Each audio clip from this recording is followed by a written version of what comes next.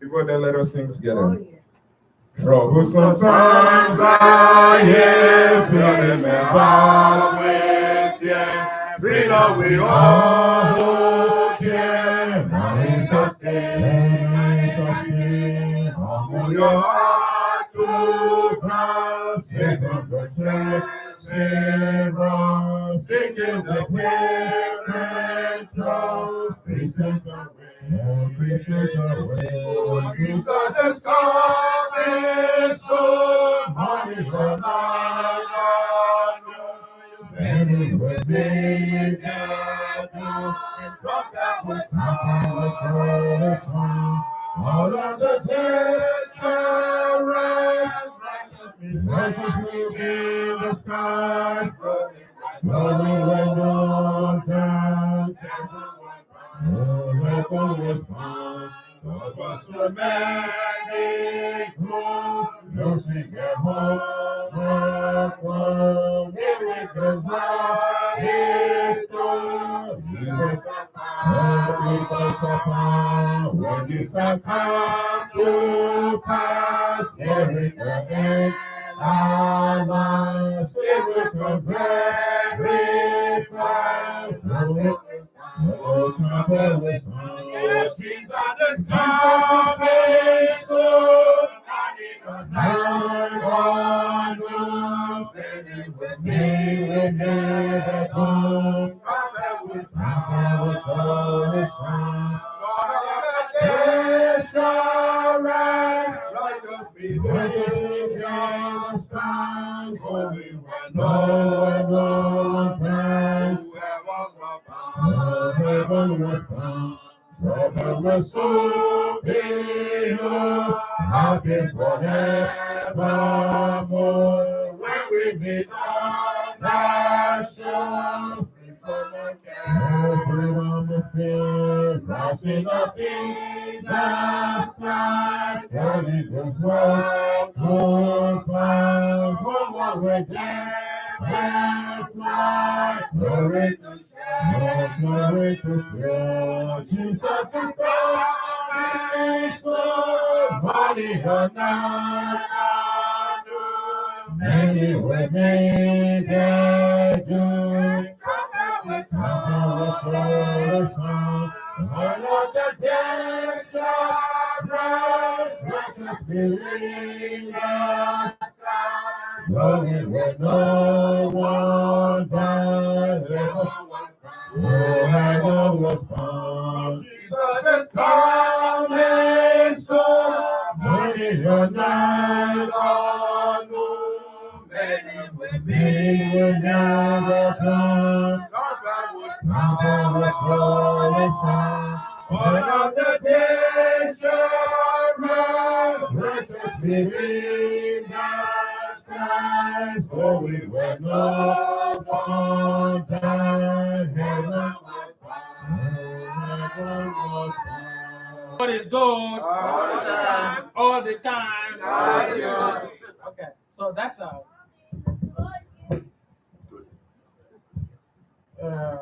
the response was not loud enough. So it's like we are still crying. I want us to be happy. This is celebration of life. So we need to be happy and answer that a little bit louder. The Lord is good all the time. All the time. Amen. Amen. Praise God. Praise God. Yes, it has always been a moment of joy. It has always been a moment of thankfulness to God. Each time I have opportunity such as this to stand before great men, great people of God, to speak or to share the message of hope, the message of peace, and the message of reconciliation.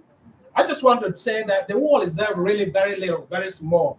I could not believe that I would come and see my brother, a man that I married my wife just by his village, to be singing. William, stand up. You see, it is somebody I shocked when he come in and asked me, "Where are you from?"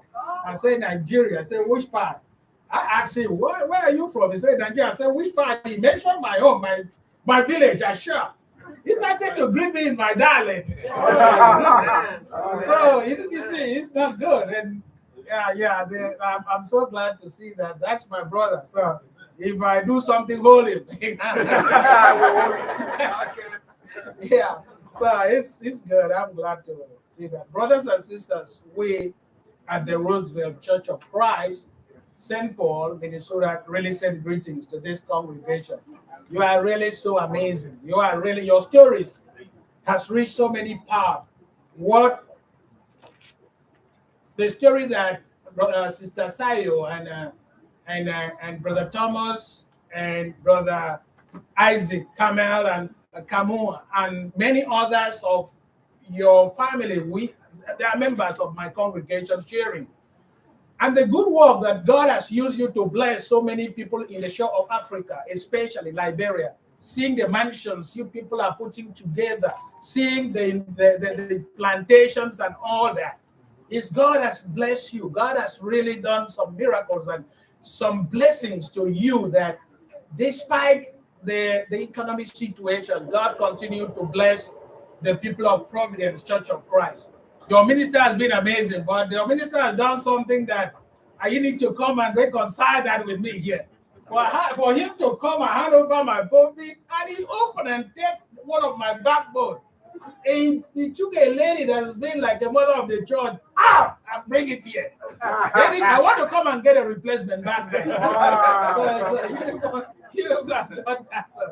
John has been my friend. The minister is a man that at each moment he show up in the congregation, always let him speak in my pulpit, and we develop that friendship stronger and stronger every day. So I thank God for the leadership of this congregation. The elders have been fantastic. And I happen to speak on Zoom with them. They really expresses the interest and of course the willingness that we can work together. Right from when in the Old Testament or New Testament, Apostle Paul have churches that work together in furtherance of the gospel. So I want to work together with the Providence Church of Christ here to see how we can continue to expand the borders of Christ's kingdom, not only in Liberia, not only in Nigeria or Cameroon that have been working, but in other parts of have been leading missions in health. That the Church of Christ have a hospital in Nigeria that the doctors and the nurses always travel with me to Cameroon and do free health section. I want to see how I can also direct to Liberia and other parts. As the coronavirus opened the way, as we are going to continue to work together. When I talk, brother said, we know your support for mission work is so enormous, but we can send our support to Roseville for you. I said, no, me coming here is more important than sending billions to be there. Me coming to see you, because if you want to marry a woman, or if you see a woman to marry, you need to go to the family to see which family it comes from. Don't just start on the way. Go there and see the parent and see everything. So I said, I want to come and marry the congregation together. I need to come here to see. I tried Sun A, what do they call the airline that usually come here?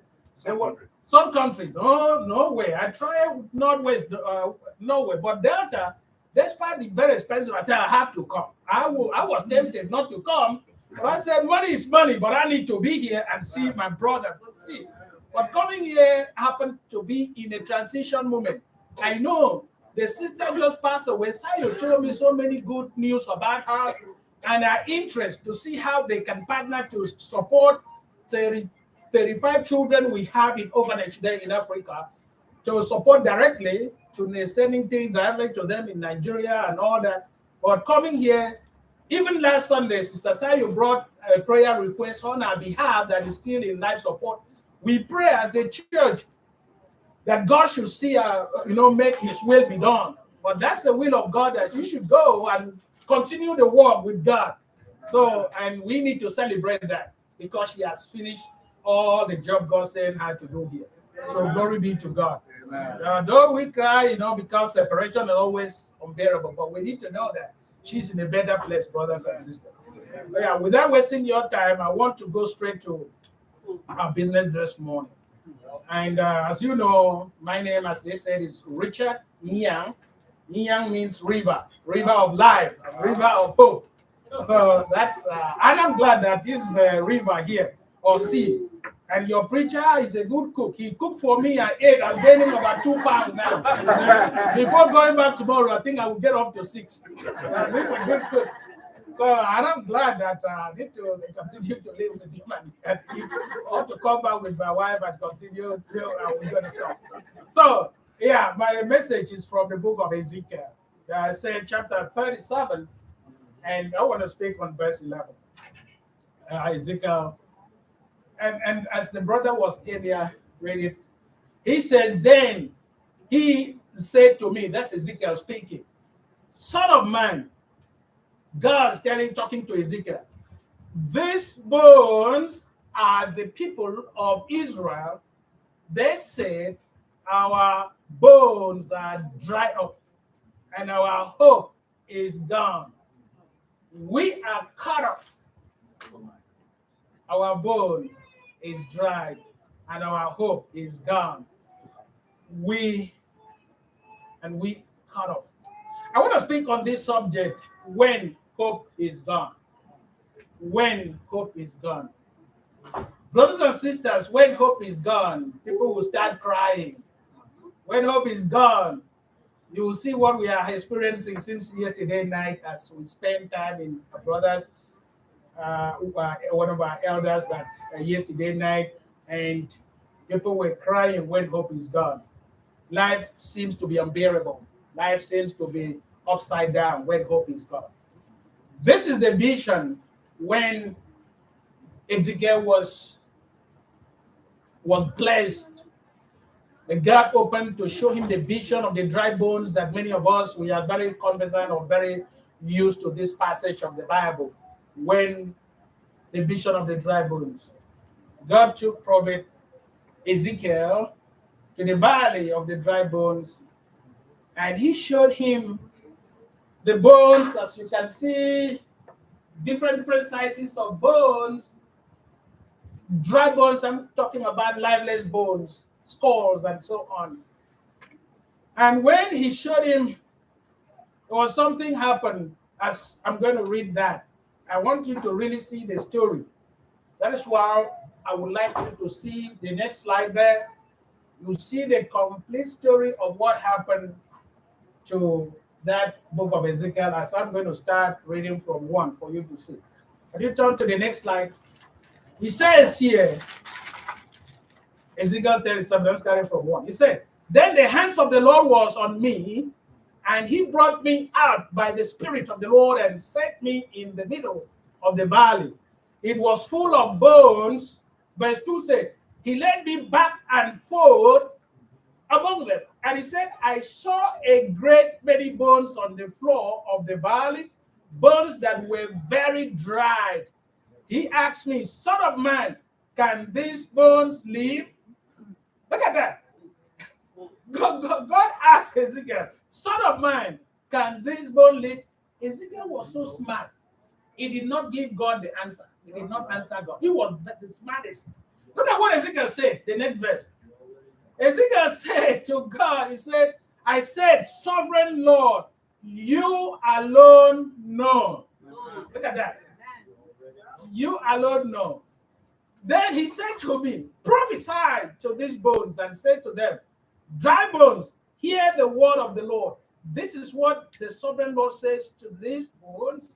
I will make breath enter you and you will come to life. Verse 6 said, I will attach tendons to you and make flesh come upon you and cover you with skin. I will put breath in you and you will come to life. Then you will know that I'm the Lord. Look at that.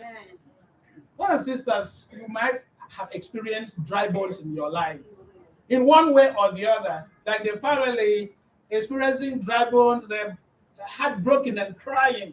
Sickness may be a dry bone that the doctors report showing that, oh, this is incurable. And he may seem to be a dry bone to you. You may have tough time in relationship or whatever things that you may say as an obstacle in your ways may be a dry bone to you. But look at this. God tests Ezekiel and says, Son of man, can this bone live? That's a question God may ask you. Your situation can ask, God can ask, can you come out of this situation? Ezekiel says, Sovereign Lord, you alone know. Sometimes Lord turns situation around in our lives. Let me tell you this situation. And going to the next verse from verse number 7 says, so I prophesied as I was commanded. And as I was prophesying, there was a noise, a rattling sound, and the bones came together, bone to bone. I looked, and tendons and flesh appeared on them, and skin covered them. But there was no breath on them. Then he said to me, prophesy to the breath, prophesy, son of mine, and say to it, this is what the sovereign Lord says. Come, breathe from the four wings and breathe into this slain that they may live. So I prophesied as he commanded me, and breath entered them. They came to life and stood up on their feet, a vast army. Look at that. Then said to me, Son of man, these bones are the people of Israel. They said, our bones are dried up, and our hope is gone. We are cut off. Therefore prophesy and said to them, this is what the sovereign Lord says. My people, I am going to open your graves and bring you up from them. I will bring you back to the land of Israel. Brother and sister, this is a mystery. When the children of Israel, it talks about the exile. They were in Babylon for over 70 years, suffering, crying for God to save them from the hands of wicked King Nebuchadnezzar. Ezekiel was crying every night. The children of Israel would go to sleep with a tear-stained pillow, crying for God in the land of captivity. They didn't see the food they like to eat. They didn't see the kind of freedom to enjoy. They cried unto God. And God sent Ezekiel to go and deliver them, to prophesy about the situations that Nebuchadnezzar was putting his foot on their neck every night, tortured them. Brothers and sisters, this is the situations the children of Israel crying that our bones dried and our hope is gone. It is the same situation that one happened. And I want to use three things to tell you about the stories that we learn in this passage. God took Ezekiel to the valley. This is a pragmatic example. Pragmatic example. That is, he did not say to Ezekiel, think about it. He took him right to the valley and showed him. He said, walk around the bones, see them. He walked. That is a pragmatic examination, examining the bones, the situation. And he says, son of man, can this bone live? That is a pure pragmatic examination. God examining. This is 2020 at the peak of pandemic. I go to mission work in Cameroon and Nigeria every year, examining the situation like what God showed to Ezekiel, seeing the situation of the children whose mom and dad has passed away. The children, some of them in the northern part of Nigeria, they will bring them at night and throw them away in my state, Akwa Ibom, where William is also from. Those children, each time I go to Africa and see them, I used to give them clothing and give them things on the road. But examining the situation, doing the pragmatic examination on this, I do not know. Just God asked, can this bone live? Can these children survive? I said, God, you alone knows, because I don't have money. I'm not a millionaire. I don't have anything to take care of this situation. But I said, God, you alone knows. You alone, sovereign God, knows about it. And God wants to prove it, brothers and sisters.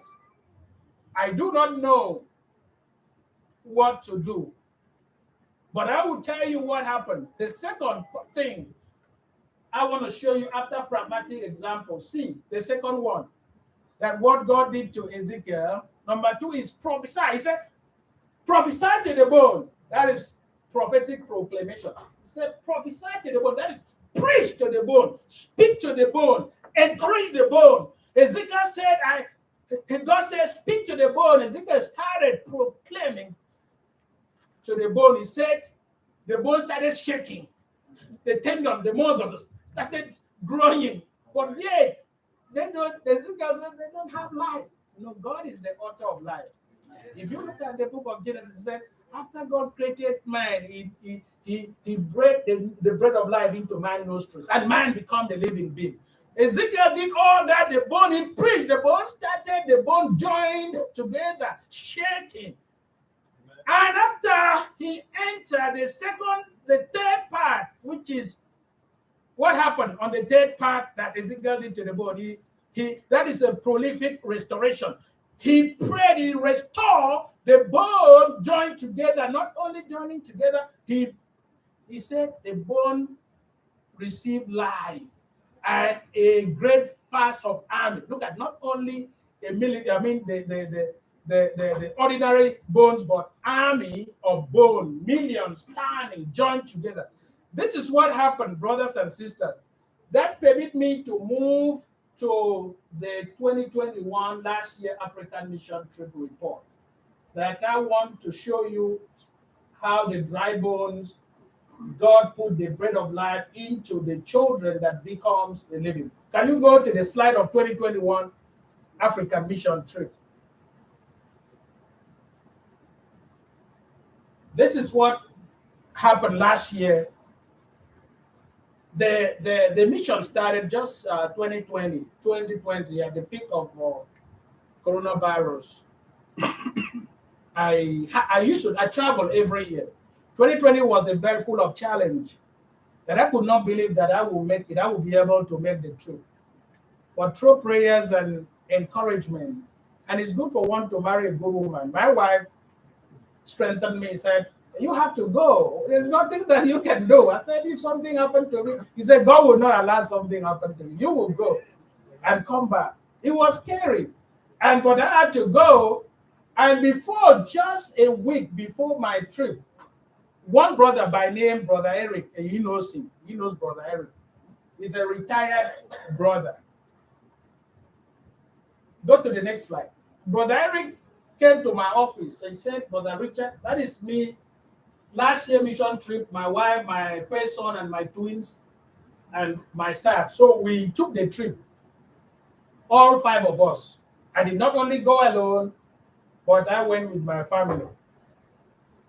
And I'm telling you, before the trip, Brother Eric, he told me, because I did not know, let me tell you, when you have a good plan in your heart, God will give a way for you to actualize it, to make it happen. Amen. I did not know. This is my story. I'm telling you this. I have been praying since 2015, seeing the situation of these children in Africa. I did not know what to do, how to start fundraising or what. But that brother brought $10,000 check. He told me, Brother Richard, I don't know whatever areas in mission you see, how we can do this as a Roosevelt congregation. Roosevelt congregation made up of most of them, the retired few people. And those few people, God, no, they don't have more, but they have a heart to work. They have a heart to work. Just like what Nehemiah said, the people have the heart to work. Just like what I seen God using you yesterday and every time to see within that small period of time, the number of people gathered to God Jerry's house, it was amazing. That's the unity and love within the brethren, as I experienced yesterday. Brother and sister, that brother gave me, said, I told Brother Eric, this is a situation I saw about what happened in Nigeria. Can we use this to put orphanage there? Brother Eric said, absolutely, of course. Now, this thing happened. I did not have any plan, but let me tell you, when God wants to do things, I used that and called. My brother-in-law was having his own building to build a hotel. He's in Canada. He built a hotel in Africa. It's the 3-story building. I called him and talked to him. This is my vision, that what God put in my heart to do. Can you rent out that building? My brother-in-law he said, absolutely. He's a Presbyterian Christian. He said, absolutely, he can rent that. He rented that place for $10,000 a year. You will see the mansion, the building. And that is what we use to start that orphanage there. Go to the next station. And this vision, as Ezekiel, God showed to Ezekiel based on the gospel, the book of James, chapter 1, verse number 27. God says that the mission, that the gospel, the religions that our God, our fathers accept as pure religion, a religion that God accepts as pure religion is what?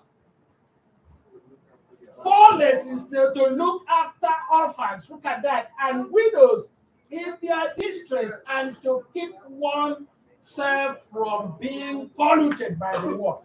That's seeing the pure religion. Pure religion is this at your brewery and the Rosemary Church. So yeah, go ahead. And when we put that structure orphanage together, we have 35 children now. Go to the next slide.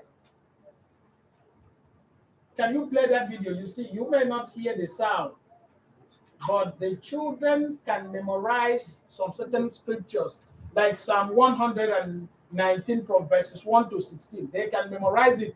These are some of them never been to 4 wall of classroom. But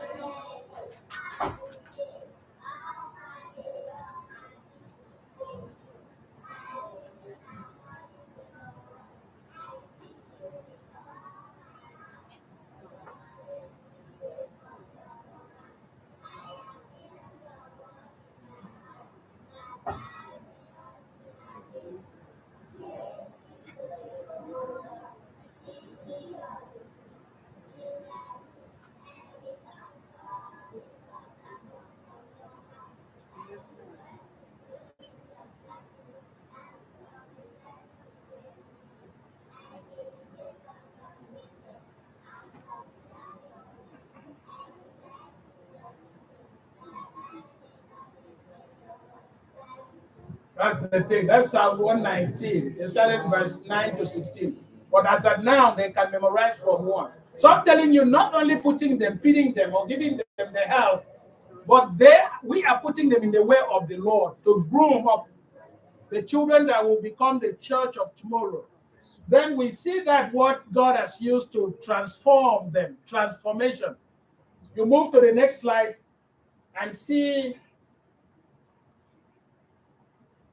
Can you go to the next slide? So that's the children there. We have children from age 0 to 12 years old, and in that orphanage. And we not only are giving them clothing, health, but we put a school. I'm trying to start kindergarten and nursery, and then first grade on that. So, next slide. Yeah, so these are my family. We went there. We have we do free medical outreach. We get some pharmacies donated medications and both prescriptions and over-the-counter medications, and we have a team of doctors there that will do prescriptions. Some of them that need surgery, they perform there in Christian hospital. They go to the next slide. If you see that and have question after the worship service, you can ask. Please go to the next slide. Do a little bit faster because the slides are many so that we can get in time. Okay, these are the children and the staff working there. So this building there, adjacent to that, it was a congregation in Oklahoma through a visitor who came to worship with us one day, and he experienced this situation. He went back and told the congregation. The congregation sent $50,000 US. We bought this building for school as we are planning to do.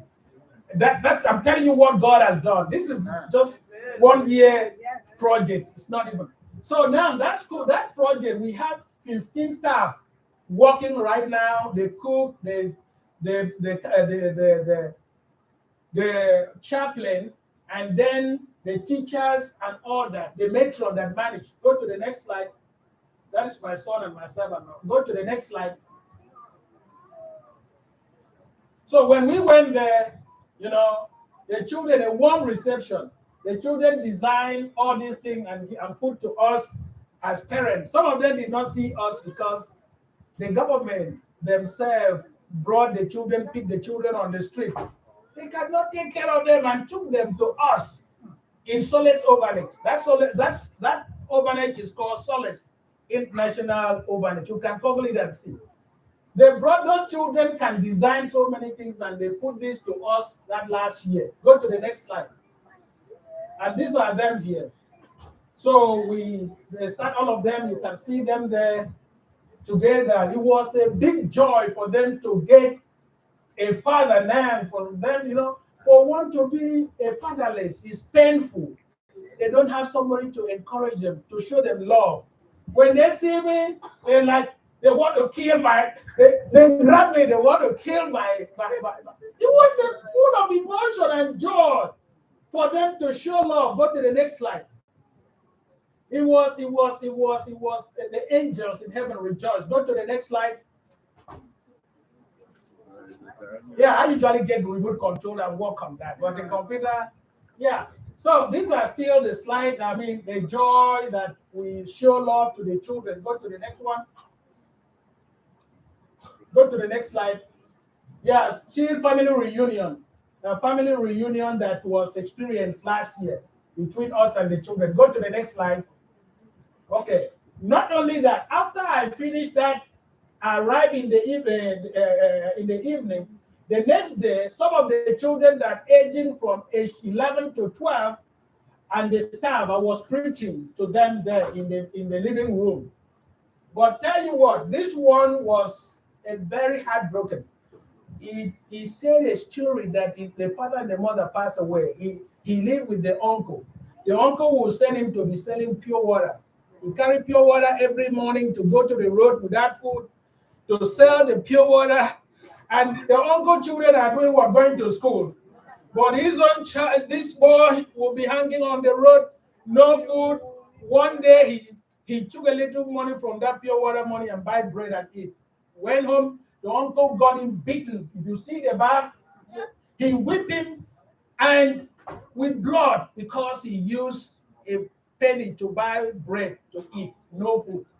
And he was crying. The trauma of that, expressing that, I followed him and cried as I was talking to them, addressing them.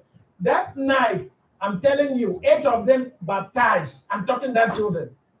Baptized, and look at them. We went to water to baptize them at that night.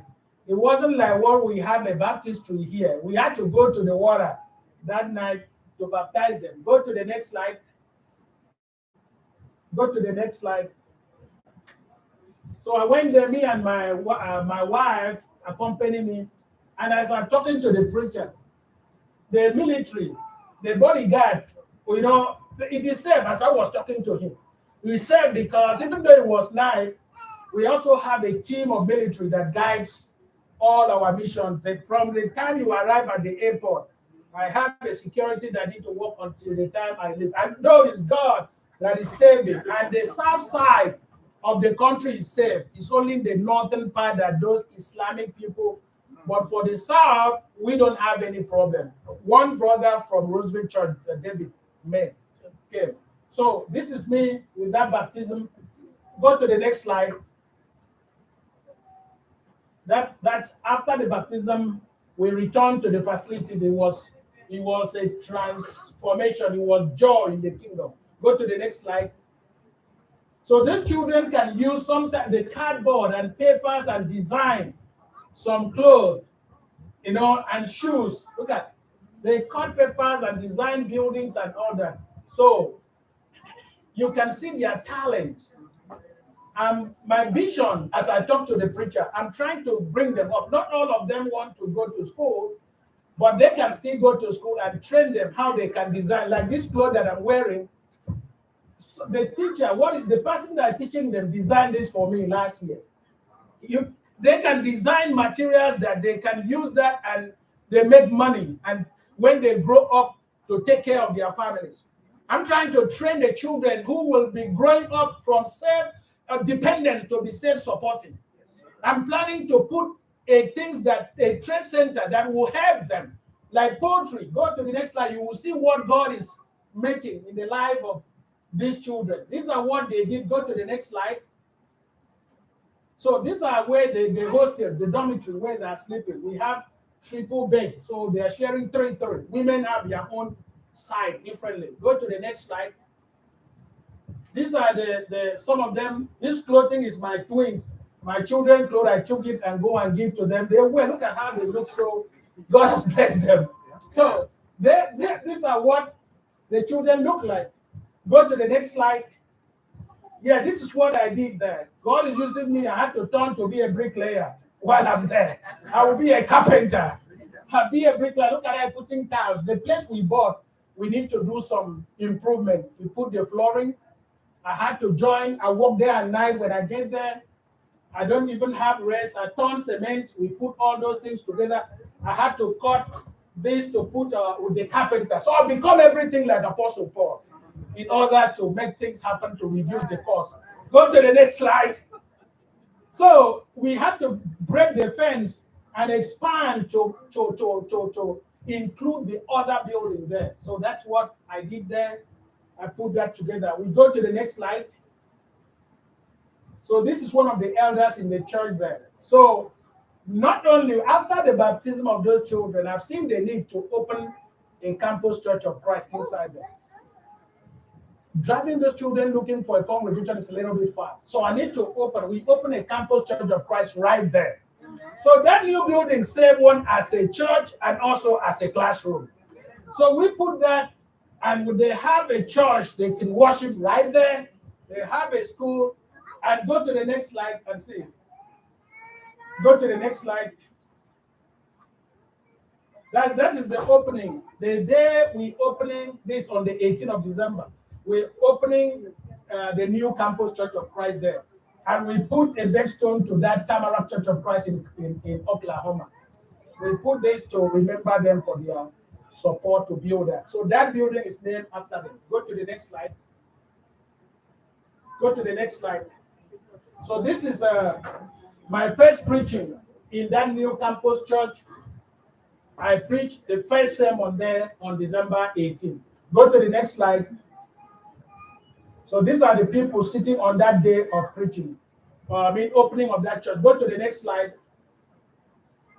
Go to the next slide. Yeah, these are the building I told you my brother-in-law rent and give that for that orphanage to run. So that's what we have currently where we keep those children. Go to the next slide. So these are the donations. People are donating over-the-counter medications, school supplies. We ship them to Africa for them. These are clothing, shoes, medications. That's my wife there standing with myself to receive those things. We usually ship the thing by August. So by December, we're already there waiting. So we went there, we sort them out, we share some that are going to Cameroon, some that are going to different villages there. So we went to his own village, Afarabieno and his own. We give this to people free of charge, free. People wonder, say, government are not doing this to their citizens. But people from America have love to do this and send. It was full of joy and emotion. Go to the next slide. These are free medical outreach. You see, some people, because of high blood pressure going high, people will fall down and die. They say, oh, he's a ghost. Yeah. That's Africa. Africa will say, oh, wizard, witchcraft. But the blood pressure is going high. So we did a free blood pressure screening and all that, and send them to the hospital right away, and do all that to help the people over there. Free medical outreach, free. Go to the next slide. And these are the nurses. These are the group of medical team working with me there. Dr. Inyang. Yeah, you know him. Look at that in Zaria. Look at that. So this is something is genuine and it's transparent. When you see somebody do the right thing, you don't be afraid. A brother told me somebody took it to where Jamaica and sold those things out, and sold the thing that the brethren are giving. That you are a missionary we never seen before. That is the Minneapolis Central Church preacher told me that. This is Dr. Inyang, and he knows. He studied in Zaria, where, Canada. Unica. Yeah, that's good. That is Inyang. So, they are working for me there. So, we move to different countries. Cameroon, they do all this. Go to the next slide. This is at all the free medical help. This is a new poultry. That December, brothers and sisters, within that 1 month, I built a poultry farm that can take 2,000 birds. Because my plan is to train those children when they reach the age of 17, they can take care of, they can have that. We can empower them to have a little poultry and start their life instead of begging for food or looking for government for a job. They can create this job for themselves. That is my vision to do that. So go to the next slide. So I put on the poultry, I built that last December. Go to the next slide. Go to the next slide. So that is look at that.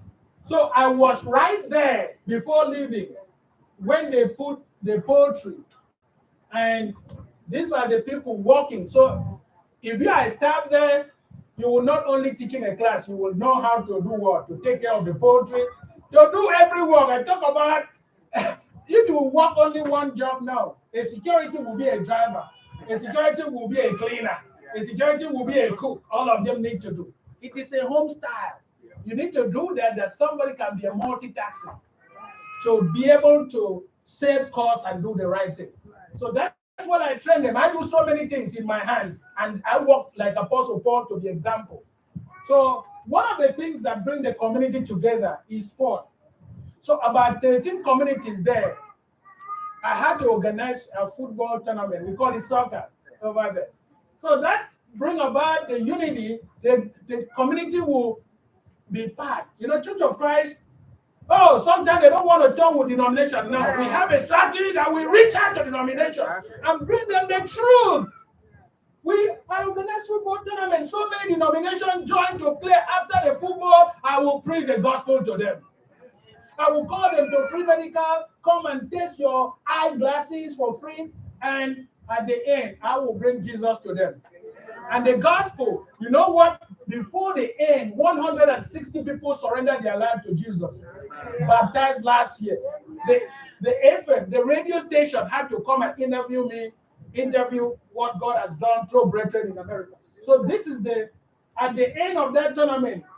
Go to the next slide. I had to present the trophy and give them the net. This thing is something that is about $500, so you do all these things with the small money. You do that something that, go to the next slide.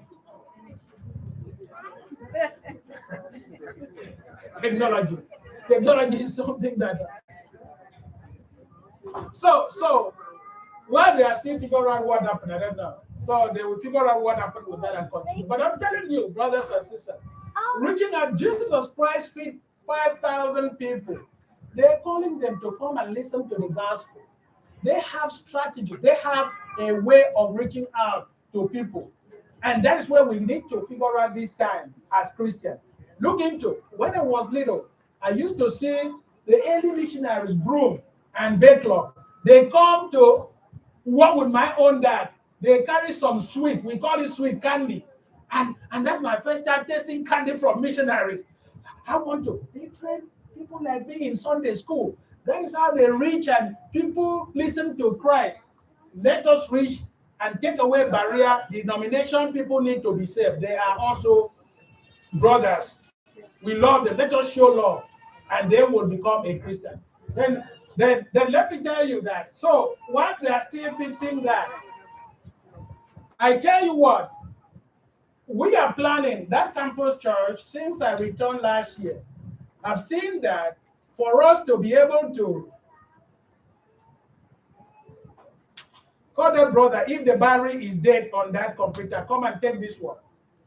If the battery is dead, just take this one and continue. Please just give him this one.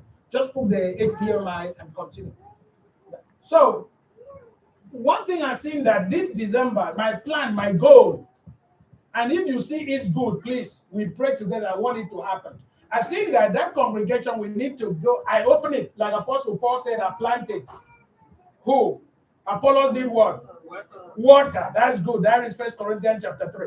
And who did the increase? God. I planted that. My vision this December is that to have a lectureship, even 3 days, that I will gather some churches to come. We evangelize that area because we need people, members that will be from that to be a part of that campus church and to do 3 days lectureship. That's why I was invited John to come even 1 week that he can fly from Atlanta direct to Lagos, from Lagos to Uyo, which is direct 45 minutes from flight there, and it's purely safe. We went last year with my family. I will go alone this December. If he can come and see what I'm talking about, even 1 week and speak on that lectureship, me and him on that 3 days or so, he can do that and come back service. And that's the plea that I'm putting within or before the leadership of this congregation. It is good that we see the need and how we can partner to reach out. There is no way a single individual can reach the demand of this. We are planning to make a school that the children, instead of going outside driving to a public school, we don't even have a bus to be paying 35 children to go to school far away and bring back. If we have a bus system like what we are seeing here, that would be great. But there, it's not. They don't have a small taxi and all that. It costs a lot of money. I'm trying to see if we can even have a used bus. A donation of that will also go a long way to help those children while we are planning to make that school approved by the government. So we also have a need of feeding these children. To feed these children, 35, and it costs $19,000 for 3 months. That is every quarter. We take care of the staff, we take care of their health care, we take care of their school materials, and we take care of their salaries. That's what we are working as single in Roosevelt Church of Christ.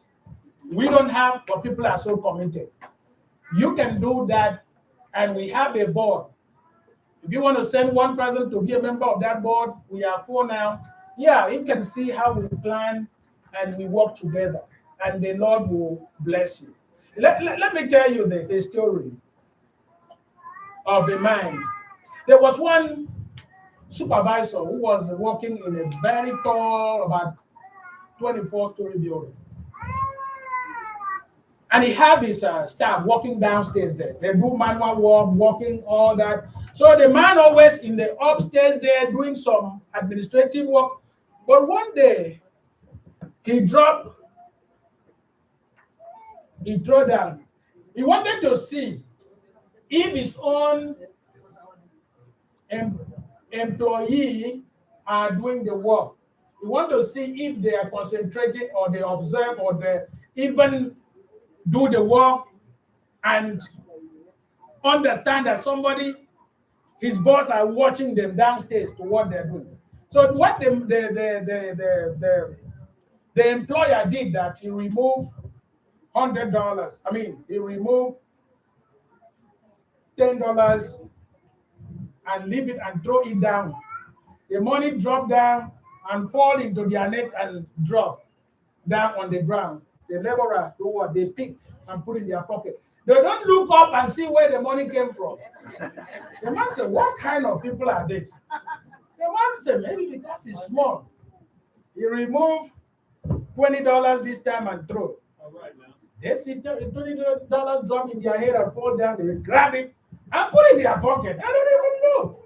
The man said, wow. He dropped $50 this time.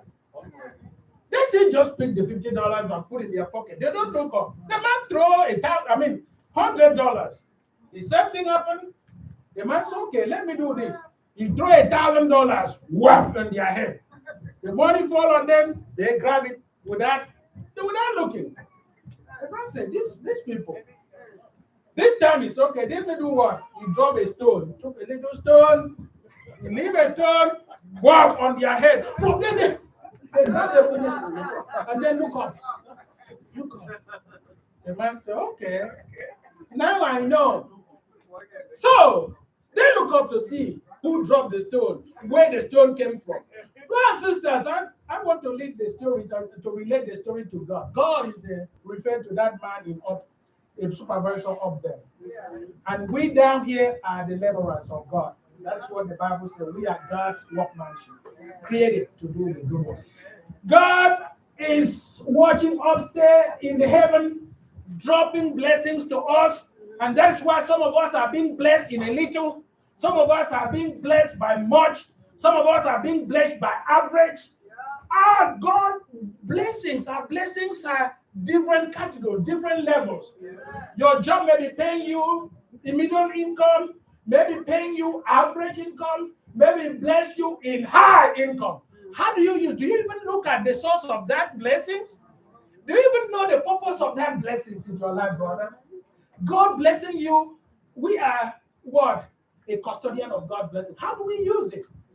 How do we use it? Let us think about that. Because God, being our Father, require us that we should use that blessing, no matter how little, to use for His own glory. And that is why, like our beloved sister that passed away, look at everybody, even the story reached Minnesota. I believe he reached Liberia. I believe he reached everywhere part in the world. If good people talk about good to that sister, it's not that because when people pass away, people talk good. But this one have proven excellent. Everybody said good thing about it. He used to sit down there. He used to do this. People say like Dorcas in the Bible. The good things. Dorcas has did so wonderful. The Bible said he take care of the orphans, he took care of the widows, he sewed clothes to the poor, he did all that. And that is why you see, even though he passed away, God sent Peter raised her on from death. And people remember the good things. What will people say about you when you're gone? Will people say like what they said to Dorcas? Will people say like what they said to Sister Jerry? People will say good things.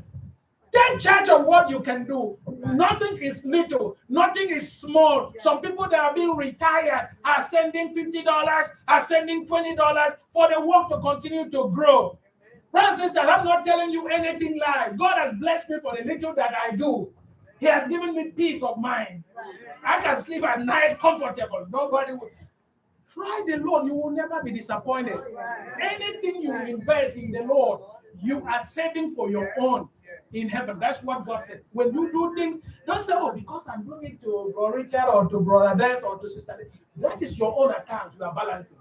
Because the Bible says it is more blessed to give than to do what? To receive. It is a blessing. That's why I can say it comfortable. That brother is sitting down here. Some people will come and tell us, he can see and prove and come to Africa and see all that. That is what God has blessed us with. We don't have more, but I will be praying. God will send people who will continue to do the work. If you want to do the work, please. I told Brother John, you can donate all those things and ship directly to Solace in Nigeria. I've seen you have ocean here that you can ship things even cheaper than in Roseville in Minnesota. You can do that. Your minister can come and see what I'm saying here. It is pathetic. I will leave my whole 1 month and do all that for the sake of God. My wife will be working and go there and work and leave and nursing work and go and do there for God's sake. Then tell me, the children are praying day and night. Even up till now, people will call me every day that people that are doing business, they will go and kneel down for the orphans to pray for them. The prayers they're praying works, brothers and sisters. The prayers, God is keeping us going by doing a little thing to God. God will wipe your tears. Whatever is your problem, God will answer you because you are putting in a good cause. I don't have any more time, but I want to stop from there. I'm so sorry that the computer could not take to the last. But thank you so much for the opportunity. But just go there that whatever you get, it is given to you by God for you to use for God's glory, and you will be blessed. Thank you, and God bless you. If you can make whatever things God will put in your heart to do, it will not be in vain. Thank you.